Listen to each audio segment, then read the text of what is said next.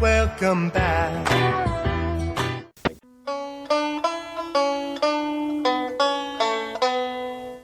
Hey, Stanley, Yeah, George? how'd you like your own TV show? Hey, I got something to mail you out. Oh, you be careful now, you hear? Before you go and say something you're going to regret for the rest of your days. Like what? Like the wrong kid died? Oh, no! Hey everybody, welcome to this episode of The Wrong Podcast Died. I'm Ken, here with my co-host, Ken. Hi, Ken. Hey, everybody, but I want to be Alan. Oh, you want to be Alan? Okay, you can be Alan. Because he's good at karate. Yeah, he kicks some ass. That's right. And he's related to the Backstreet Boys? Is that the way I understood it? I have no clue. Do you remember that part where he was kicking ass and he's like, they're all Allens? Yeah. Even that one. Or was it NSYNC? I don't know. One of those boy bands. NSYNC. NSYNC, okay. Yeah, even you know who from NSYNC is an Allen. So on this episode, we're covering the live-action Barbie film. Hiya, Barbie. Hi, Ken. You want to go for a ride? Sure, Ken. Jump in. I'm a Barbie girl in the Barbie world. Life in plastic, it's fantastic. You can brush my hair, undress me everywhere. Imagination, life is your creation. Come on, Barbie, let's go party. Way out of our comfort zone for two middle-aged Yes. that are bald and in their 40s. Very odd movie for us to cover so far of all the ones that we've covered. I seen it when it was in theaters. Yeah, I saw it too. I think there was a reason why everyone needed to see it. It just seemed like it was bigger than life. I mean, we've seen movies where G.I. Joe finally got a live action, Transformers finally got a live action, but there was something about this one that just with all the stars attached to it and the budget on it, something different about this one. Yeah, and I have she's 6 now. She was 5 when Barbie came out in September of it was announced in September of 2009. Oh, wow. God, and began development in April 2014. And it did not premiere until July 9th, 2023 at the Shrine Auditorium in Los Angeles, and then was released in the United States on July 21st. Then, of course, it was out at the same time as Oppenheimer, so that was Barbieheimer, which went on to spawn a Full Moon offshoot. That was, what was that one? Do you even remember that one? I didn't watch it. Yeah, I didn't watch it either, but yes, Barbie is ingrained into the culture of not only America, but I feel like the world now. It's been one of the top toys since its inception. About 65 years ago. Every little girl, some little boys, some grown men, some grown women, Barbie is everywhere. And for me as a dad, I felt like it was important to take Finley because Barbie is what every father hopefully wants for their, not only their daughter, but their child to grow up and be happy, be successful, and just find peace in life. And that's what I took away from it the first time. I'm sitting watching Barbie and we're at the theater and I'm sobbing. You get to the end and Barbie's found herself and she's going to be happy and she's going to be successful. And as a dad, that's what I want for my children, especially the little girl that's sitting next to me. Right. But this time, I got something different out of it. And I feel like that's what's important too. You can watch this, and the movie's, you said it last night, this movie is batshit crazy. It really is. They throw everything at you. There's just song references that are taking a certain direction. There's the uprising of the Kens. The Will Ferrell being the CEO of Barbie and having to bring his cabinet to Barbie Land. I mean, it's just everything, even to the end where, I mean, if you haven't seen this movie, I can't imagine most people have not seen this movie. Let me go through the starring cast. You had Margot Robbie as the stereotypical Barbie. Well, she's in Suicide Squad, The Wolf of Wall Street. Then you had Ryan Gosling as Beach Ken, who was the main Ken in the, even though there was like 100 Kens and 100 Barbies. You had Michael Cera, who played the character Alan, which is an actual doll that Mattel released that was supposed to be the best friend of Ken's. You had Will Ferrell, like you said, as Mattel CEO, Ellen Mirren as the narrator. You had the actress America Ferrera, as her name was Gloria. She was the mom to the actress Ariana Greenblatt, who played Sasha. And then the movie was directed by an actress / director, Greta Gerwig. Most horror fans would know her as the best friend in House of the Devil, where she gets shot in the head. Oh, you've seen that movie, I'm guessing. Yes. So that's the only thing I knew of her. And this was a $100 million budget, and on opening weekend made more than its money. 162 million its opening weekend. Worldwide gross was $1.4 billion. Now, you left out some very important names in the movie. Okay, go ahead, throw them at me, because there's so many. Kate McKinnon, Saturday Night Live, played Weird Barbie. Oh yeah, she was in the female cast of Ghostbusters. And Rhea Perlman, who played the creator of Barbie. You know, most people our age will know her from Cheers.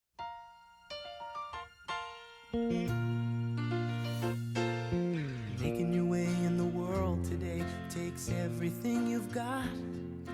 Taking a break. I feel like she was married to, Danny DeVito. you know, she was in Canadian Bacon and Matilda. I know her from Matilda. Remember Matilda, the little girl that had the special powers? Made her teacher fly. Yeah.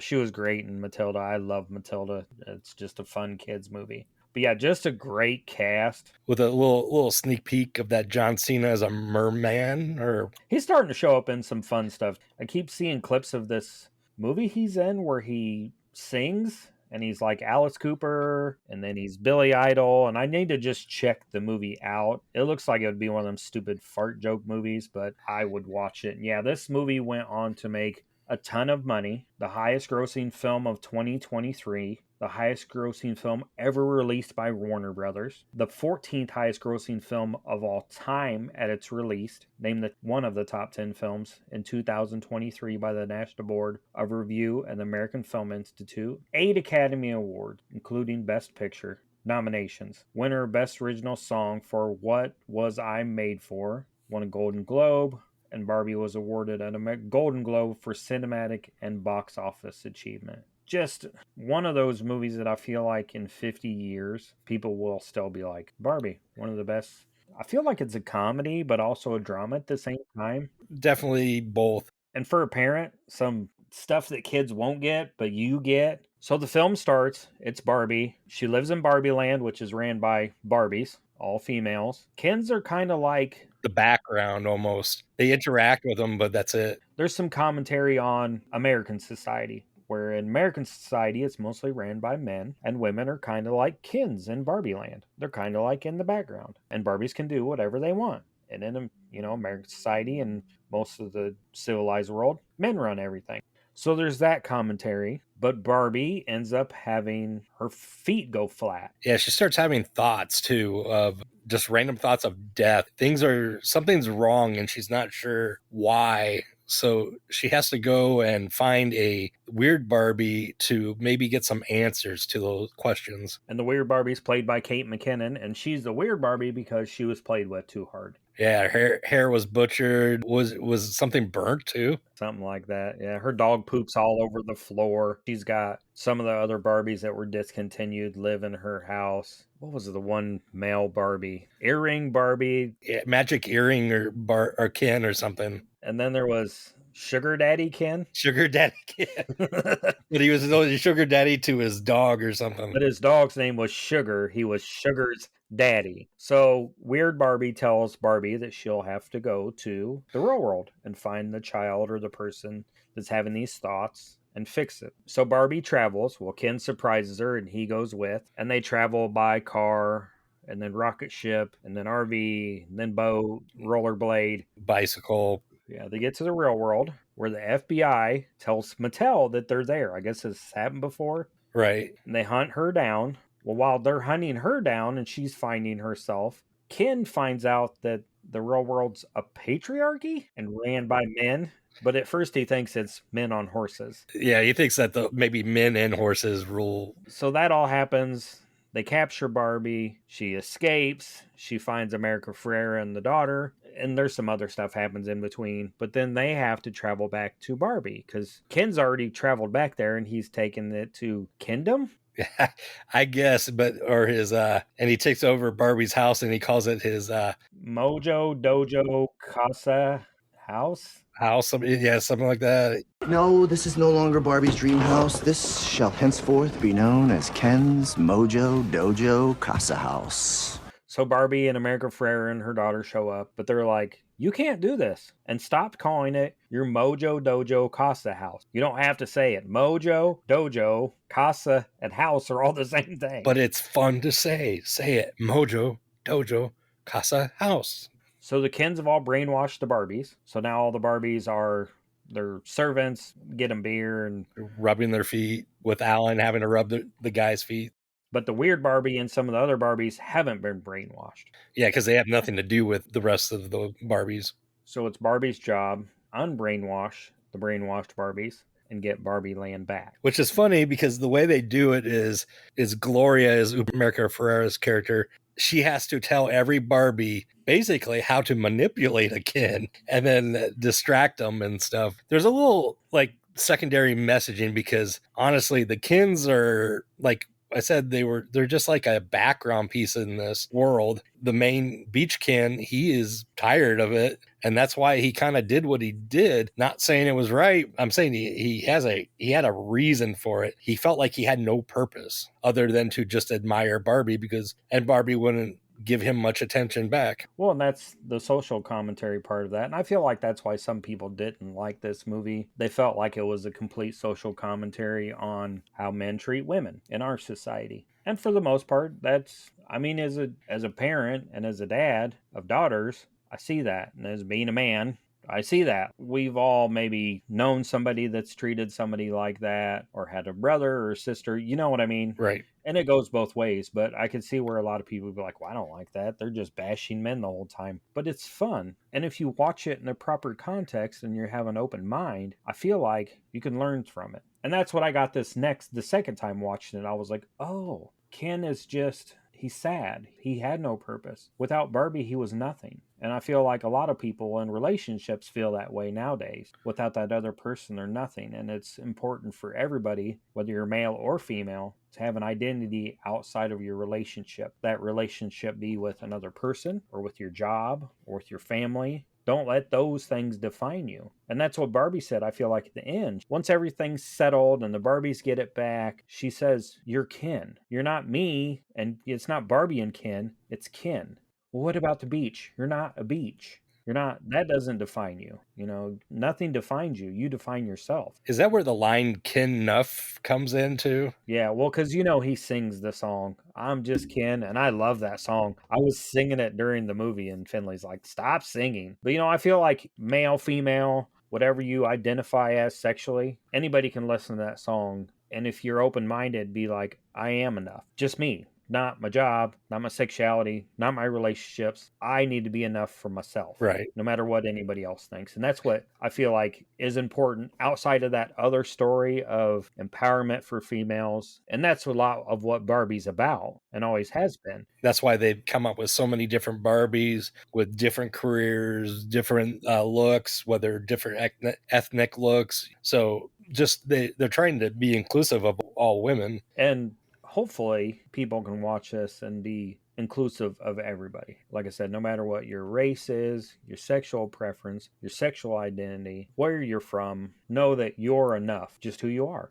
You don't have to ask permission from anybody else for happiness or your job or any. I dated a girl one time and I was at my job. I was great at my job, but she felt like, oh, why are you doing that? You could be so much more. And I was like, the letters on the end of my name at any job don't define who the hell I am. I'm so much more than that. And if that's what you're looking for in life, is to define yourself on the letters behind your name, good luck finding happiness. Be happy. And like this podcast, I'm going to pull the curtain back a little bit. We don't make money on this. We do it for fun and enjoyment and to share our passion of the things we enjoy. If we made money on it someday, that would be great. We get to do cool stuff. We get cool experiences. And we don't necessarily ever foresee, like a big thing. But yeah, like you said, it wouldn't be a horrible thing. But yeah, it's fun to talk about movies, that some new ones, some old ones, ones that we would never normally talk about in front of our horror friends necessarily. But it's a long movie. I mean, it's 2 hours, close to 2 hours long. Yeah, it's about 2 hours. Yeah.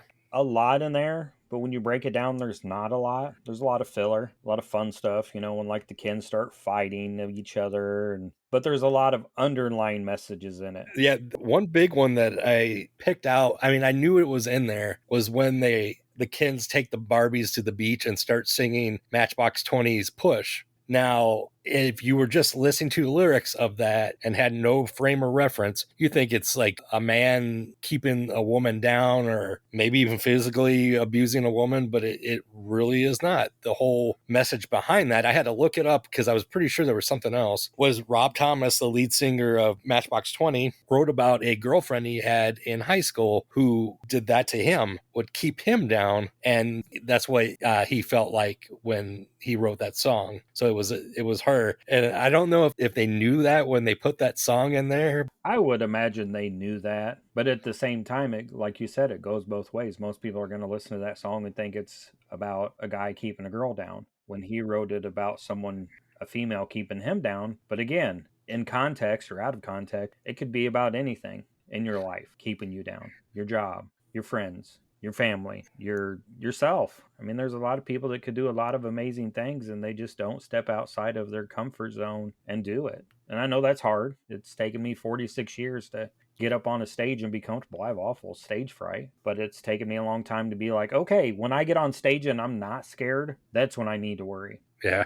Try to channel that fear into something positive and use it because it heightens your senses. And I mean, anybody that is a fan of the podcast and listens to the show, hell, send us a message. Send us a video or an audio message and tell us if you enjoy the show. Hell, we'll play them on the show. Yeah, that'd be fun. So what do you think? What else you got on the Barbie movie? I don't think Barbie ever knew that she was putting Ken down. It was always in the front of her mind because when she's with Gloria and Gloria's daughter, I think Sasha, they talk about Ken and she says Ken is superfluous, which I had to look that word up because I'm an idiot and I had no clue. It means unnecessary. So basically her whole thought point was that Kens were unnecessary. They would acknowledge them, but they're, like I said, they're background characters. That's all they were for. Yeah, they're background characters, but they're also so important to the film. Really, they are, yeah. It's kind of like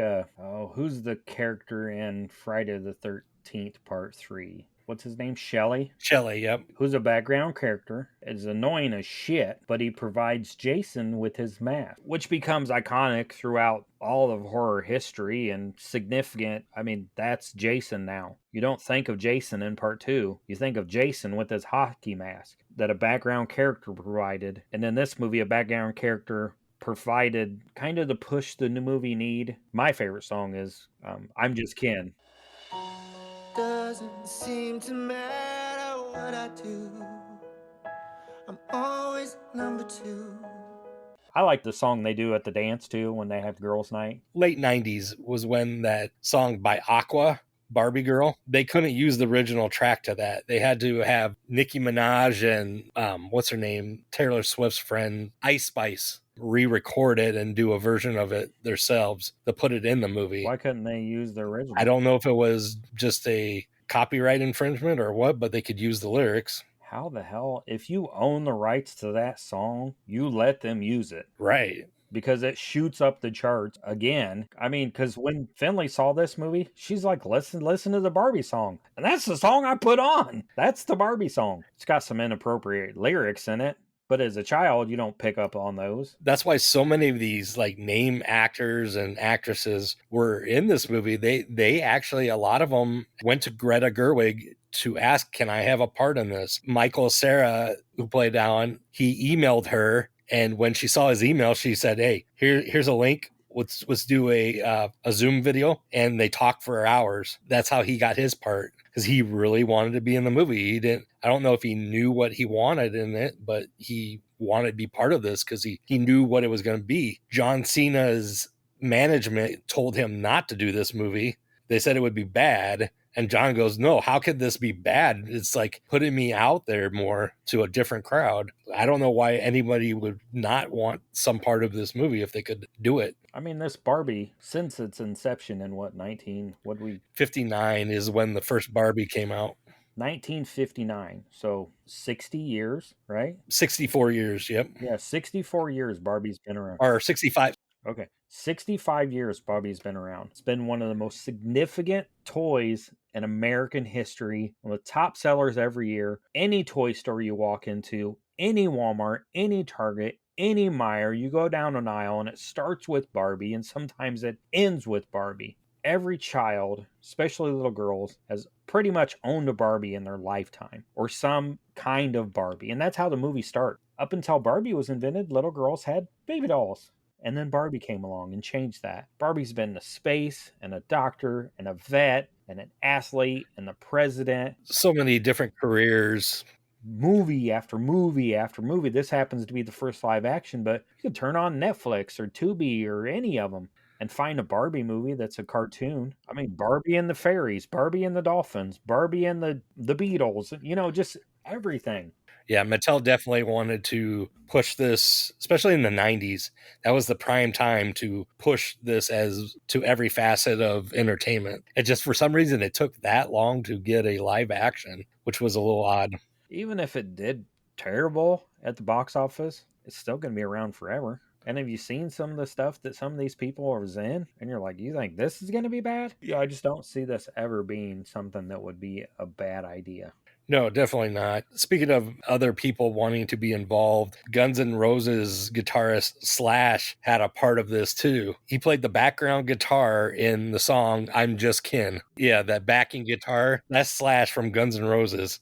That's interesting. What else? I didn't have much trivia. I just watched the movie and enjoyed it. There was a lot of just random trivia, but it wasn't anything very interesting. America Ferrera's real life husband played her husband in that movie. I forgot about him when I saw him the first time, and then he shows up at the end, but you don't really notice him.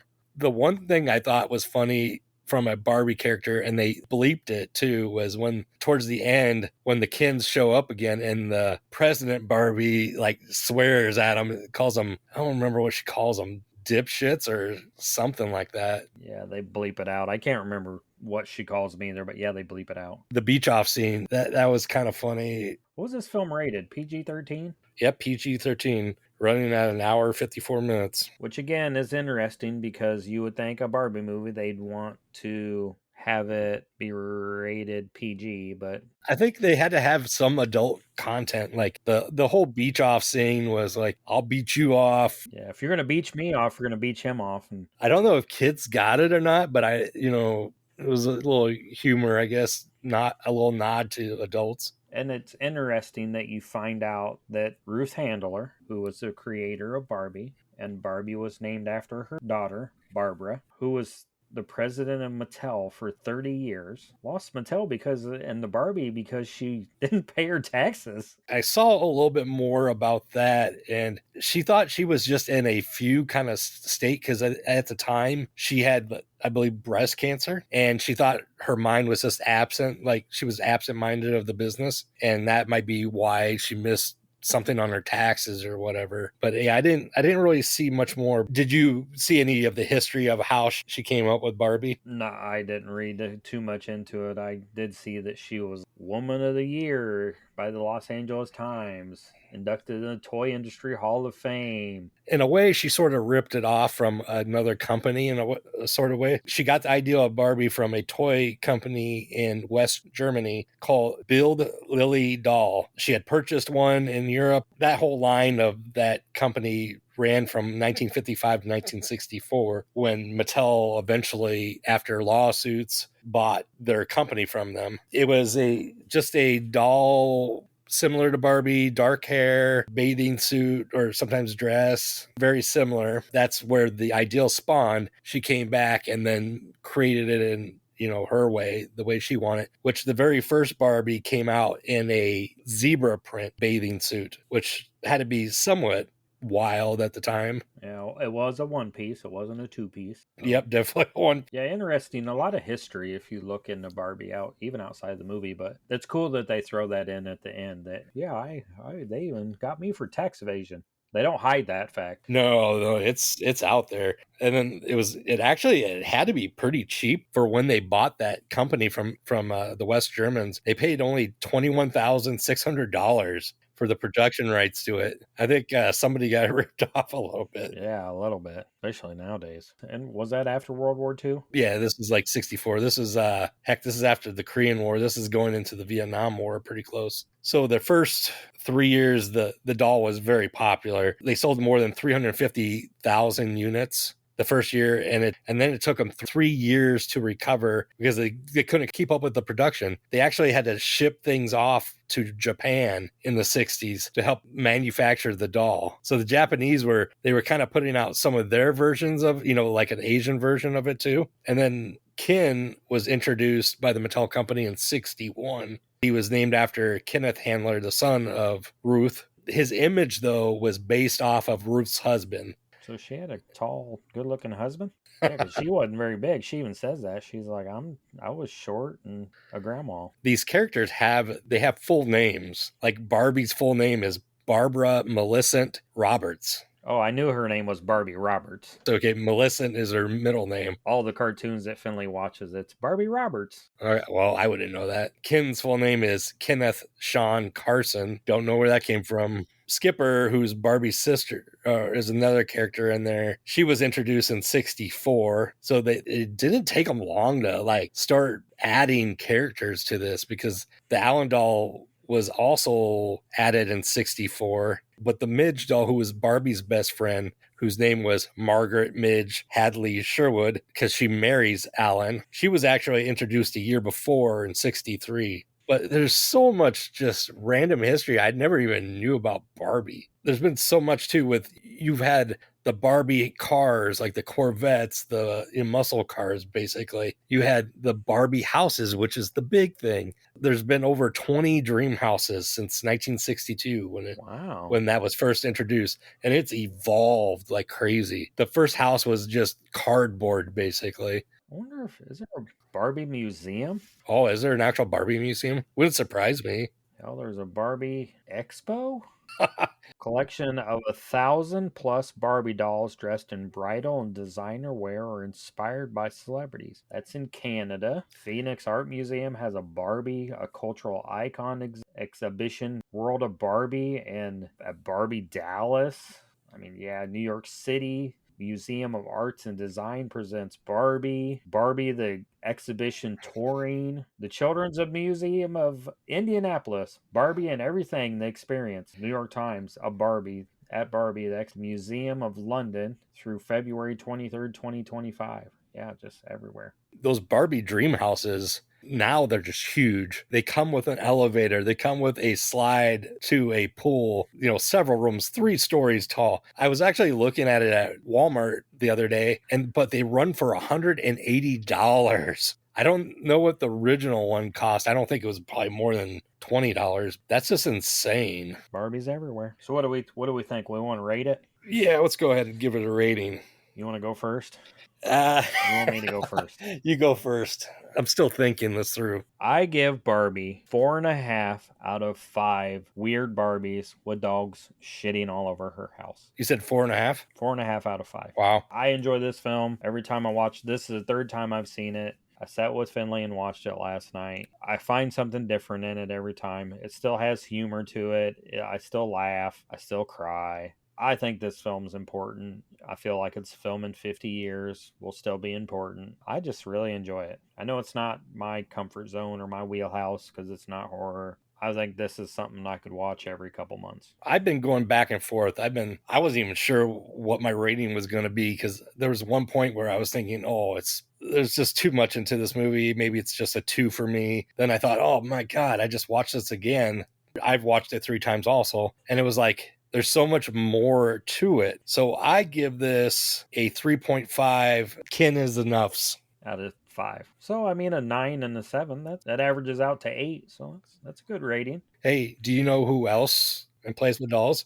Who? That'd be our podcast network, the PFPN, Princess Funtime Party Network. So let's hear from them.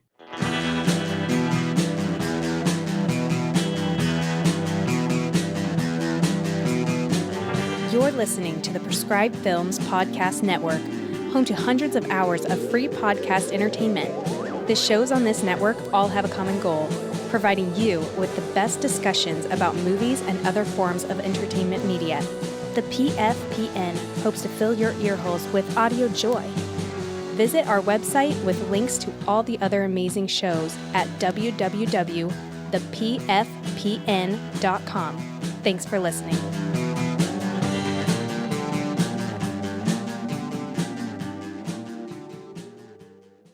So now that we heard from our podcast network, it's time for the news of the times. So we're looking at July of 2023. Mine starts with some of the top TV shows, and it's weird because we're not talking network TV shows now. We're talking streaming TV shows. Yeah, that's what's so weird about doing this for this, because I actually got the network side too, because I seen something that talked about both. Yeah, I just got the streaming side, and the top movies or shows, Suits on Netflix had 492.8 million views. Oh, wow. The Witcher on Netflix, 194.8 million views. Prime Video's Tom Clancy's Jack Ryan at 172.6 million views. And again with Netflix, The Blacklist at 152.6 million views, which is weird. 22.4 million people watched The Blacklist, but they watched it 152.6 million times. I would imagine that's those people watching so many episodes of it. Yeah, I'm not sure how they calculate that with Netflix. Yeah, but with Suits, 20.4 million people watched 492.6 million episodes. See, that's the crazy thing about this new generation is that network TV it's not dead, but it's just a secondary thing anymore. People are streaming Netflix, Prime. You've got your new ones that came out, Paramount and Peacock. So many, and they're putting out their content. Apple TV is putting out its content. And with new TV shows, it's like a lot to keep up with. They're what's keeping entertainment going. And I feel like people were like, oh, I can get rid of cable and get streaming and save money. But I feel like if you got everything you wanted to get on streaming, you'd spend more than cable. Absolutely. So you got to kind of pick and choose what you want. And we don't watch a lot of Netflix, only when Stranger Things is on. I go back and forth whether I'm going to get rid of my Netflix or not. So I did get a top 5 in the network TV. Really, there's very little like series or sitcoms. The number 1 was Sunday Night Football, followed by Monday Night Football. And then there was a TV show called Tracker that's still kind of going, about a guy who he gets hired to go look for people and he finds them. That basically is all it is. NCIS and Young Sheldon rounded up the top 5. Now, is Tracker like a real reality-based show, or is it like a made-up show? Made-up show. For top movies, I had, of course, Barbie took over this list, but at the time Barbie came out, I had Indiana Jones and the Dial of Destiny, The Sound of Freedom, Elemental, and Spider-Man Across the Spider-Verse. There was also a Mission Impossible movie, Dead Reckoning. I don't even remember anything from that. I remember Elemental kind of had the same thing that Barbie had with people saying, oh, there's a character in the cartoon that's trans. And I'm like, what? It's a fucking movie about elements. Like the one kid's fire and the one kid's water and they're in love. And I was like, who has time to look this shit up and worry about it? Let's watch a fucking cartoon and enjoy your life. Do you have much for world news? Oh, I got world news.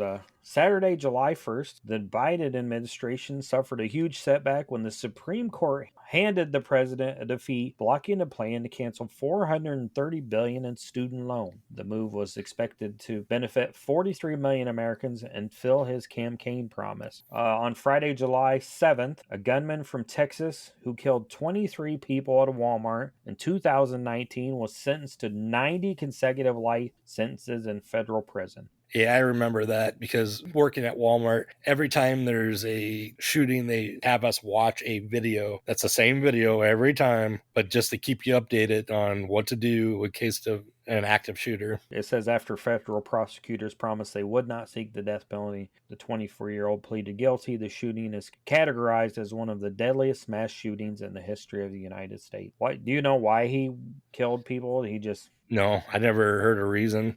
And then on July 12th, a bill that prevents abortions after 6 weeks has been passed by Iowa's legislator, which the Republicans control. The governor of Iowa, Kim Reynolds, also a Republican, is expected to sign the bill into law, which I believe she did. Abortions are illegal in Iowa. And then on Monday, July 17th, the mayor of New York, Eric Adams, appointed Edward Caban as the acting police chief in the city. Caban will be the first Hispanic police commissioner in the city in its 178-year history. Adams, a former captain in the police department, introduced Caban during a press conference. It's crazy to think that New York's such a melting pot that in 178 years there's never been a Hispanic police chief. When they say police chief, is that over all the precincts, you think? Yeah, it would be over all the precincts. So that's like, oh, that's a way up on the ladder, but it's still weird that if there's ever been an African American police chief. I would hope so. Yeah. It seems like, and I don't know the numbers, but from what I've seen in New York, it seems like they have some diversity on their police force. What'd you have? Do you have any news? I had a few things.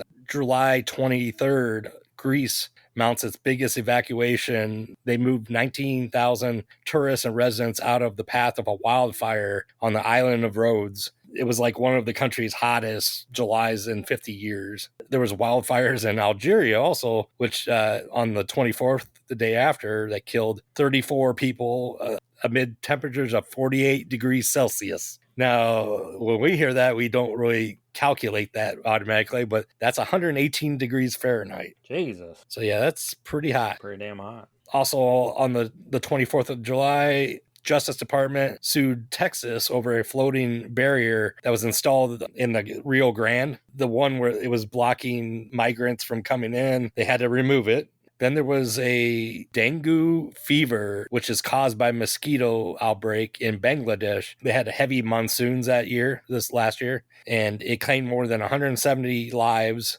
with 33,000 people being hospitalized, according to their local health officials there. Some of the symptoms that you would get from the dengue fever is just a high fever, a rash, muscle and joint pain. Some severe cases, you would get some serious bleeding and shock, which that could be life-threatening. That's pretty much all I was going to talk about. I don't want none of that fever or monsoons or nothing. What was it called? The dengue? Dengue fever. DENGUE. I don't want no dengue fever. No.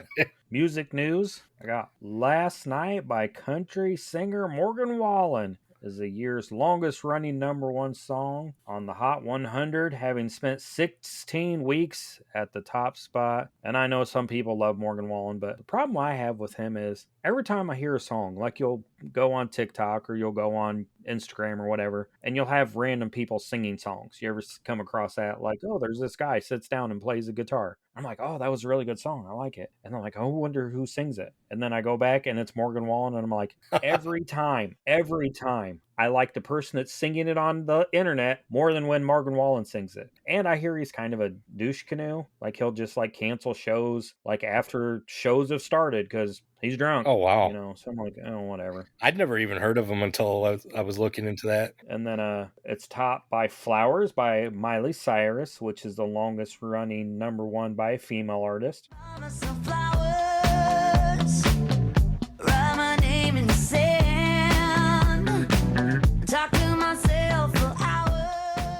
Which was at 8 weeks. And then Paint the Town Red by Doja Cat became the first rap song to top the Hot 100 in over a year. I don't know Doja Cat. I hope Doja Cat don't get the dengue fever, whatever it is. Dengue fever. Dengue fever. My dojo, mojo, Casa House, yeah. So yeah, if you get the dengue fever while listening to Doja Cat, while hanging out with Ken's Mojo Dojo Casa House, then you're probably going to be fucked.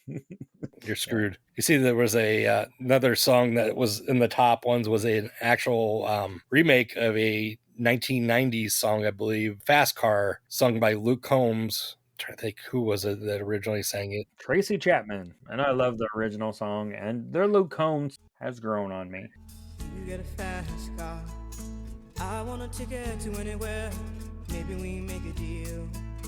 Maybe together we can get somewhere. A little bit. No, it's a great song. And when I don't know if you ever saw, but I think it was at one of the awards that Luke Combs and Tracy Chapman did a duet where they sang the song. And oh, really? I didn't know that. It's just a beautiful rendition. And it's a white male and an African-American female singing together, and just people in the audience were enjoying it, and just what I feel like humanity should be about. Just two people that it doesn't matter their race or their sexuality, just coming together and enjoying a song. I digress. There was a #1 dance song too, was I'm Good, which was a song by Blue originally. Was it Blue? Mm-hmm. But this one version was done by David Guetta and Bebe Rexha. I've heard of that person. I mean, I've heard the song, but I didn't know who they were. You got any news for sports? Well, yeah. One last thing for music. There was just a side note. Taylor Swift's concert in Seattle shakes the ground so hard it registers an equivalent to a magnitude of a 2.3 earthquake. Swifties know how to party, huh? At that year, it did it several times too in different Oh. locations. In different locations? Yeah, them Swifties know how to party, huh? Yeah, Swifties. Huh, that's what they are, right? Well, yeah, basically. Is Tony a Swiftie? Oh, Tony from the Bread, Tony Yeah. with Ash and Abe? Yeah, I believe he probably is. Oh, okay. I didn't know if there was like, if you're a female, you're a Swiftie, and if you're male, you're a Swiftan, or I don't know. They're all just Swifties. Sports news? There's a few things I had. I'll let you go over some of, you usually have scores and stuff. LeBron James goes from his number 6 jersey back to his number 3 jersey in honor of Bill Russell. Bill Russell wore the number 6. So he got away from that. So Because Bill Russell, a basketball player, played for the Celtics. passed away last year, I believe. I mean, the only thing that I had sports news, Lionel Messier makes his North American debut for Major League Soccer club Inter Miami, and they enters during the final minutes of the game, helps score a goal, and Miami won the game. But I mean, Messier is just one of the top soccer players of all time, especially our time. The other news I had was the World Series of Poker main event final table is set with a $12 million purse, and the winners to be crowned live on Poker Go. Jesus. On the 24th of LeBron James' son, Bronny James, he suffered a cardiac arrest while at the USC basketball practice. Now he's been drafted to the NBA. On the Lakers. We all know there's a reason. He got drafted by his daddy. Not Sugar Daddy either. Not Sugar Daddy, thank God. What do you got for top toys? So for some top toys, Squishmallows. Yep. That was one of the big things, which are just stuffed toys with a soft fiber or something in them that keeps them that way. They don't really, as far as I know, they don't go flat. Teenage Mutant Ninja Turtle toys was another thing, making a comeback. Probably first introduced in the late 80s. Paw Patrol, the Mighty Movie toys. Did your kid ever get into that? I mean, we watched it, but I don't know that I've ever seen the movie. Chase is on the case. I don't know. I've never seen anything. The bad guys were cats. You had Pokemon toys. Pokemon toys every freaking where. You have Pokemon cards. You have Pokemon new versions of the game. But the toys were making a comeback.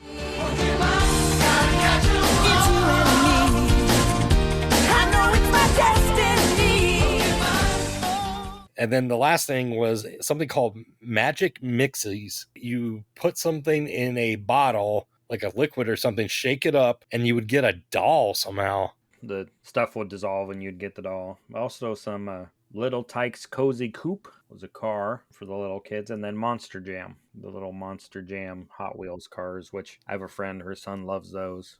Those are pretty popular right now. And they're kind of cool. I mean, they got like Gravedigger and that one that's got like the paw that looks like a dog. I was like, oh, those are kind of cool. And they're relatively inexpensive, under $5, I think, for one. So I was like, oh, that's cool. No mention of Barbie, but I don't think it matters. I think we've already talked enough. There was a crap ton of deaths that day, but it was just random people who I had no clue in the world who they were. They were all in their 80s and 90s. Two of the ones that I found more interesting was Mike Ivey, American baseball player. He played for the San Diego Padres, San Francisco Giants, and Detroit Tigers. He died at 70 last year on the 21st. Never heard of him. That was the only thing I could find that was even close, except for this one. Tony Bennett, American singer, songs like I Left My Heart in San Francisco, Rags to Riches, and Because of You, dies at 96 years old from Alzheimer's disease. That's sad. Most people, well, maybe not younger people, but a lot of people know who Tony Bennett is, and just an icon of American music. And he was doing stuff with the new generation. Like, I don't know if it was Usher or somebody like that he collaborated with. I feel like maybe Snoop Dogg or somebody like that. Yeah, he collabed with. Okay, so probably one of the big ones was, or some of the big ones was, he collaborated with Amy Winehouse, with Lady Gaga, Stevie Wonder, of course, the legends like Frank Sinatra, Elvis Costello, Paul McCartney, Sting, so some huge names, Billy Joel. Interesting. What do you think? Ready for the joke? Yes, let's hear it. You sure? I've got nothing, so... You got nothing? I don't have a joke. I wanted to hear what you were going to say. Why did Barbie and Ken never have kids? Why is that? Because Ken came in a different box. That's from a fan of the show. His name's Chris. He lives here in Galesburg, Illinois, and he was like, "What are you guys doing next episode on the Wrong Podcast Diet?" And I said, "Barbie." He's like, "Oh," and he shared that joke, and I was like, "You mind if I use it?" No, go ahead. Nice, thanks, Chris. I found some other ones, but I was like, "Oh, that's pretty fun," and it is funny. Fart humor like we like to close out the show with. I don't know. What do you think? Should people go check out Barbie? Yeah, definitely. It's a big part of Americana right now, I believe. It always has been. And I'm not sure what we're doing next. I mean, I know it's on the list, but I haven't really looked at the list lately, so I think they should just... Oh, I believe it might be a cult classic from 1979. All I think of is these clicking bottles every time I think of it, but maybe it'd be something different. It might be. You never know. I guess you'll have to come back and find out. And as they say in old Mexico, hasta la próxima vez. The fuck does that mean? You'll find out. I'm gonna have to look it up now. That marks the end of our broadcast day here at The Wrong Podcast Died. Our transmission is powered by a frequency of 800 watts. We will resume our usual programming in 2 weeks. Until then, we bid you good night.